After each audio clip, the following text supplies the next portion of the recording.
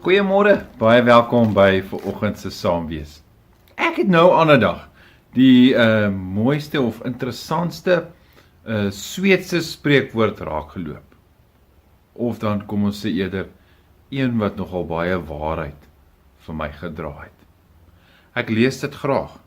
Hy sê: bekommernis gee klein dingetjies sommer 'n groot skade weer. Dink sommer vir 'n oomblik, wat is op die oomblik in jou eie lewe waaroor jy bekommerd is?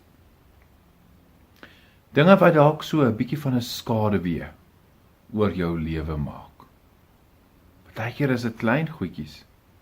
Selfs as mens na die tyd terugkyk, dan kan 'n mens nie dink dat hierdie bekommernis so groot invloed op 'n ou se lewe gehad het nie.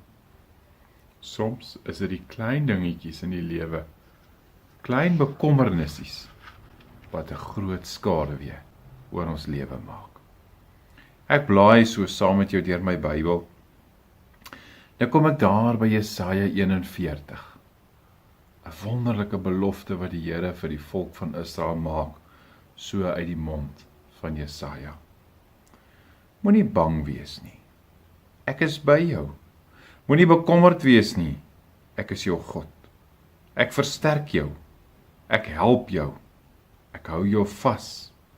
Met my eie hand red ek jou.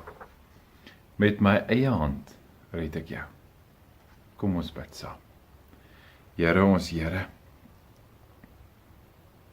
Ja, as ek vandag moet erken, dan is dit so, dat klein bekommernisse in my lewe sommer 'n groot skade weer met tye maak.